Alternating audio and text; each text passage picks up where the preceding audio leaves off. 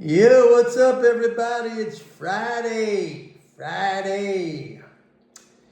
July 5th. I hope everybody had a nice July 4th. And yeah, we're into the summer. All right, let's talk about what's going on. Today we had the June payroll report that was up 206,000. That was kind of in line with forecasts, a little bit higher. But one thing it did show that payroll growth is slowing down. So there's a little bit of slowdown in the labor market. Last year, average monthly gain in payrolls was like 305,000 a month, if I have my figures correct. It's in the 300,000, so low 300,000.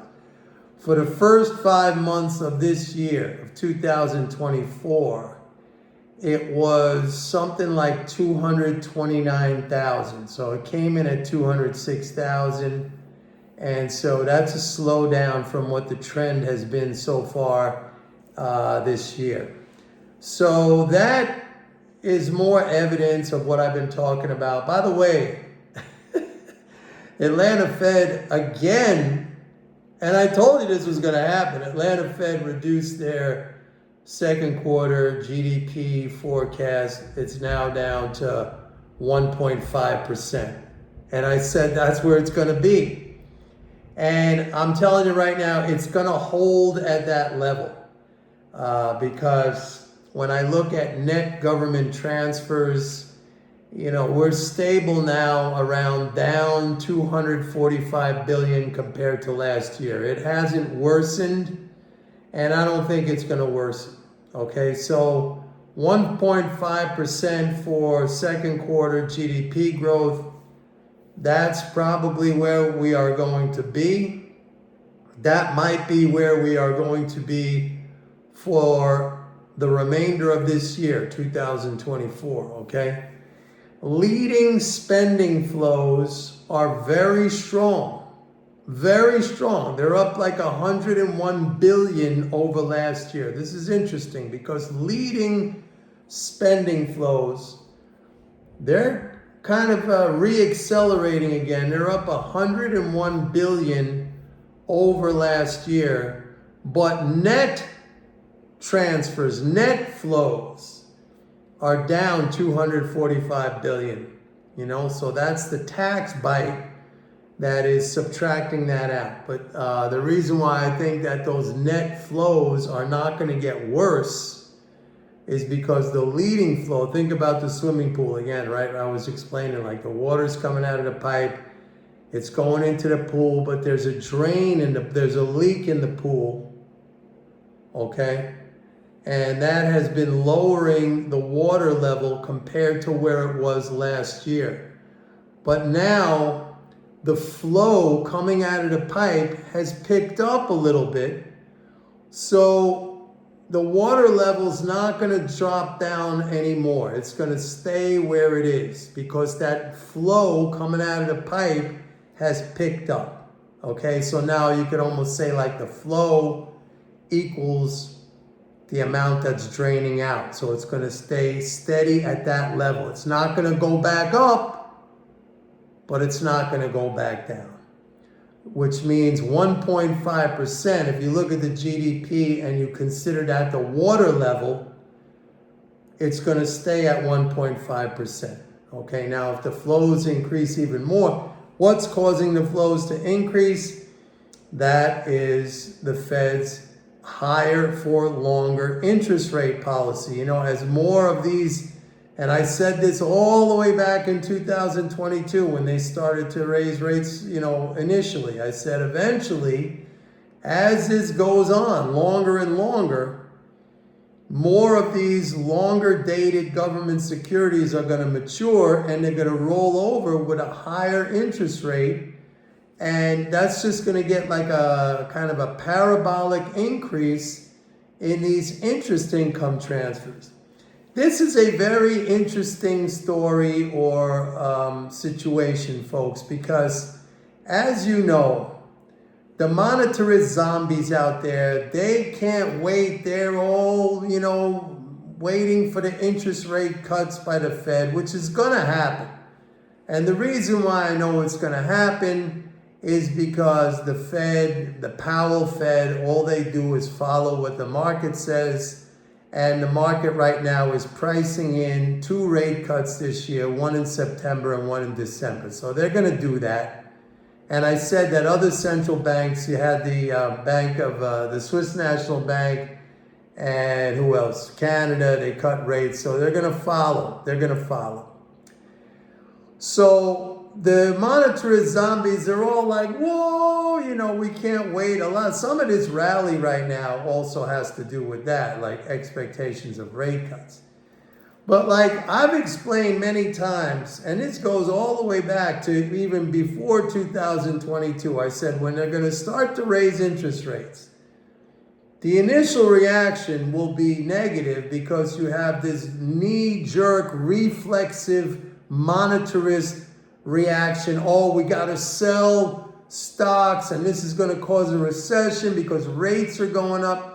Okay, this I explained was this was single variable analysis. It wasn't even analysis. This is single variable thinking where all they're focused on is the liability side, the rates going up. People are going to have to pay more interest. What they don't understand really is basic accounting, that for every debit there's a credit, for every liability there's an asset. So when rates go up, somebody gets paid more. Okay, savers get paid more, creditors get paid more. Okay, so they don't understand accounting. So what happened was exactly what I explained was going to happen. Now, it boosted the economy. I said many times that the biggest spending item in the Reagan years, the Ronald Reagan presidency years, was interest on the, interest payments. Because Volcker jacked up interest rates to 21%. Interest payments were the largest line item during the Reagan first term, and that created the Reagan boom. And still to this day, nobody even talks about that except yours truly, all right? And I said it's going to be the exact same thing.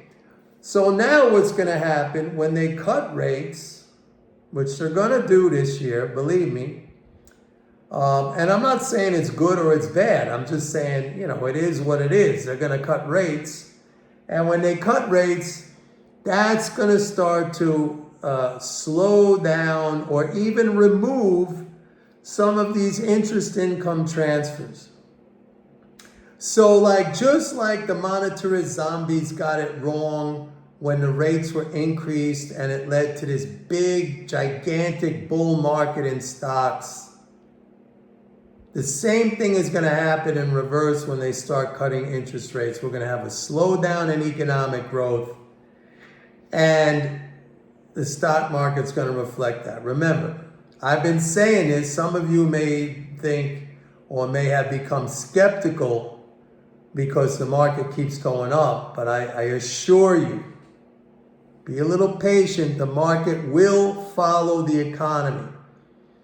There are times, and this is what throws people off, because right now, you could look at the stock market and say, oh, Mike, I think you're wrong because look, it's going up every single day. Well, not the Dow Jones, but the NASDAQ, the S&P going up every single day.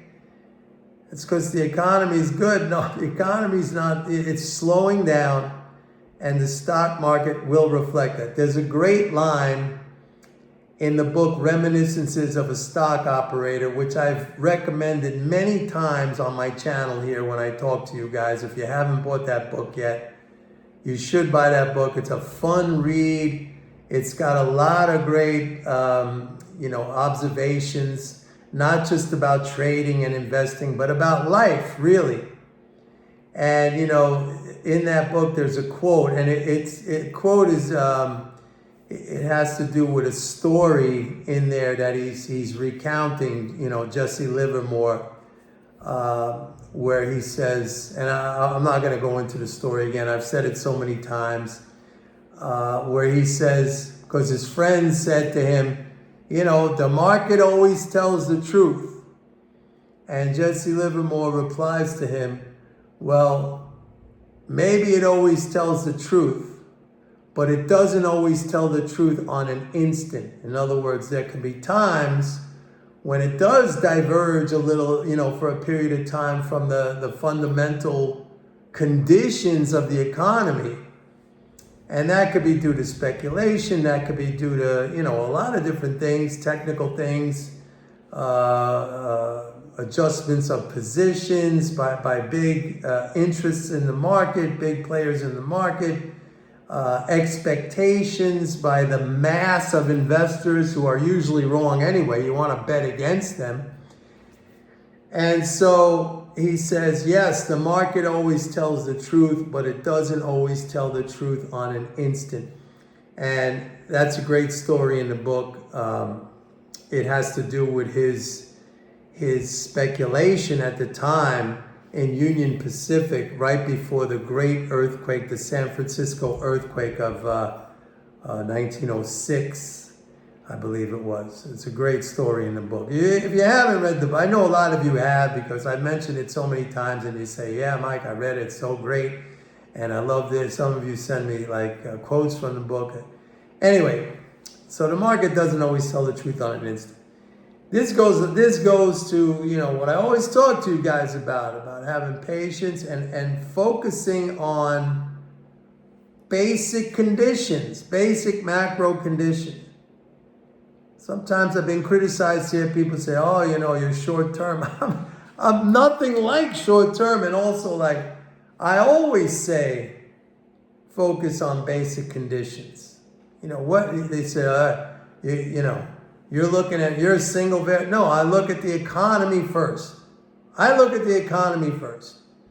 The stock market to me, by the way, today, as a matter of fact, we made new highs again in the NASDAQ. We made new highs again in the S&P. There were things to buy today. Like if you wanted to buy, maybe some of you were chasing these NASDAQ stocks up. I always say don't chase. Never chase. There were things to buy today. The big banks were down. Energy names were down. Home builders were down. These are all great areas with stocks that have very attractive valuations. So if you want to, if you're looking at the market going up and you're just, sitting there on the seat of your chair, you can't take it anymore because you're seeing it going up and you feel like you got to jump into all these hot stocks. I sent out a bunch of stocks today that you can buy that were down, that are great companies with great attractive valuations. So like I've said in the past, there's always something to do.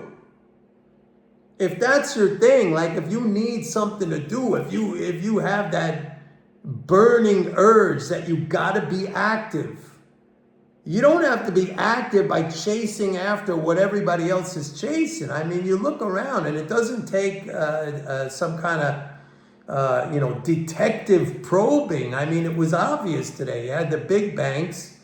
And by the way, the big banks, if you look at the banking data week to week, bank residual, which is essentially bank capital, has shot up over the last few weeks. I think it's at the highest level now in about 6 months. That's bank capital. That's literally, bank capital is the only constraint on bank lending, okay? That's literally like the gunpowder, the firepower that banks have to make loans, and that went up big time. That's very, very positive for bank stocks, okay? Now, that might be boring to some people because they want to do, they want to do NVIDIA. By the way, NVIDIA got downgraded by one Wall Street firm. What they want to do, I don't even know what's the hot thing right now. And by the way, I spoke earlier this year, back in April, about Tesla. When they knocked it down, I think it was like at 150 or 140, and I sent out to my subscribers, Tesla's a good opportunity, a good, thing to buy at the 140, 150. It's way up over 200 again, and everybody's talking about Tesla, and they're jumping into Tesla now when you could have had it right? I mean, so I'm constantly putting out these examples, which are not just simply stock oriented. It's also a behavioral. It's like train yourself to buy when these things are down. Like some of you, I'm sure, are looking at the market now going, oh, I got to buy. I got to jump in right now. What's the hot thing that everybody's buying? That's the wrong way to do it. There were things you could buy today. If you had that burning desire, that urge, you couldn't hold yourself back from buying something, please don't rush after, whatever all these other people are jumping into. There were things you can. Today was opportunity if you wanted it. So yeah, I put that out. So anyway, Friday, folks. So yeah. Remember, please like and subscribe. Click the like and subscribe. It helps the channel a lot. I appreciate it. And you really ought to go and sign up for a 30-day free trial of MMT Trader. If you want these recommendations, if you want somebody to help you with the patience and the mental game to kind of, guide you through this behaviorally, I'm your guy, all right? And when you're a subscriber, you get a lot more. Anyway, that's it for today, folks. Don't forget, go to my website, pitbulleconomics.com. Sign up for a 30-day free trial of MMT Trader. Have a great weekend. See you on Monday. Bye.